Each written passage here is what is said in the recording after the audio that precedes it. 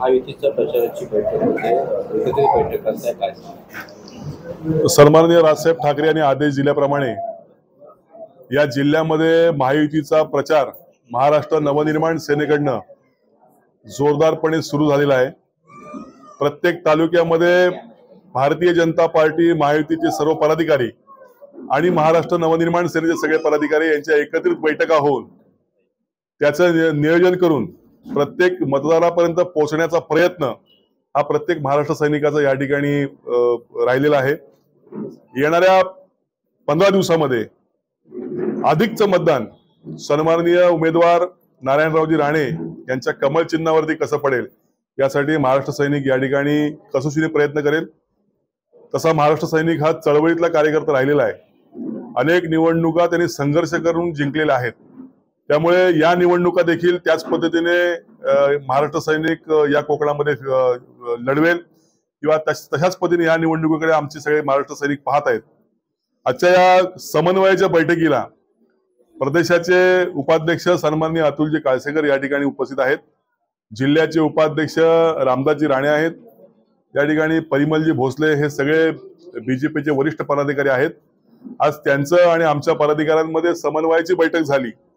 या ठिकाणी प्रचाराचे नियोजन कसं करायचं या संदर्भात चर्चा झाली आणि प्रचाराचा धडाका तुम्हाला उद्यापासून संयुक्तपणे या ठिकाणी पाहायला मिळेल। राज ठाकरे घेतलेल्या निर्णयाबद्दल भास्कर जाधव यांनी टीका केलेली आहे। बघा, भास्कर जाधव यांनी जी टीका केली होती त्यांना आमच्या अविनाश जाधव यांनी सडेतोड उत्तर दिलेलं आहे आणि माझा महाराष्ट्र सैनिक त्यांना उत्तर देण्यासाठी समर्थ आहे।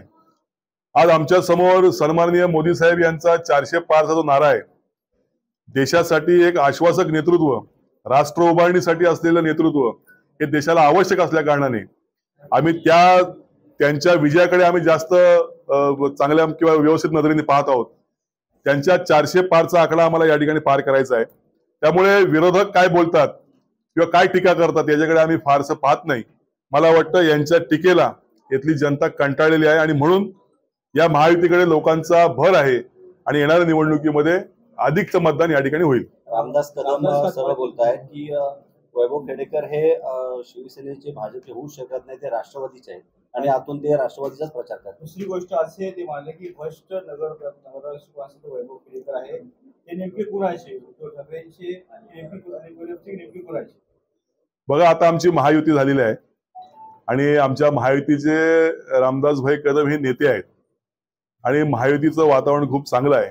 त्यामुळे याच्यामध्ये काही मिठाचा खडा मी होऊ इच्छित नाही। त्यामुळे त्यांनी काय बोललं असेल याची दखल सन्माननीय राजसाहेब ठाकरे यांनी घेतलेली आहे आणि सन्माननीय राजसाहेब ठाकरे या संदर्भात आपल्याशी बोलतील। परंतु माझ्यासमोर ध्येय एकच आहे की या संदर्भात राजसाहेबांनी दिलेला जो आदेश आहे हा आम्हाला पाळायचा आहे आणि आमचं ध्येय एकच आहे, ह्या निवडणुकीमध्ये युतीच्या दोन्ही उमेदवारांना आदरणीय नारायण राणे असतील किंवा सुनीलजी तटकरे असतील ह्या दोघांनाही या ठिकाणी विजयी करायचं आहे। ते असे म्हणाले की एकंदरीत 5 ते 6 तक्रारी दाखल झाल्या होत्या, पण राजसाहेब ठाकरे सांगितले कुणी थांबलोय नाही, तर अजूनही त्यांच्यावर तक्रार दाखल तरी पण होऊ शकतात।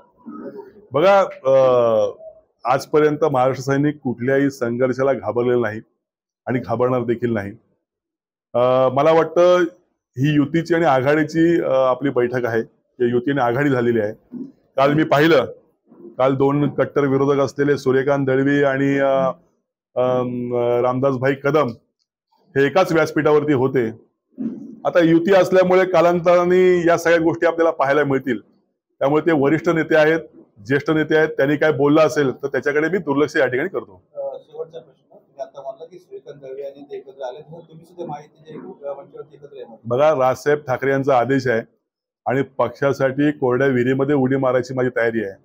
महाराष्ट्र नवनिर्माण सेनेची वाटचाल या इकडच्या कोकणाच्या कातळावरती मी केलेली आहे, त्यालाच फळं यायची वेळ झालेली आहे। त्यामुळे राजसाहेबांच्या आदेशावर मी चालणार आहे। या राजकारणामध्ये कोणी कोणाचा दोस्त नसतो आणि कोणी कोणाचा दुश्मन नसतो।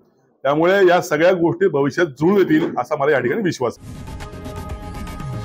लोकशाही मराठी ऐका, पहा, जागरूक रहा।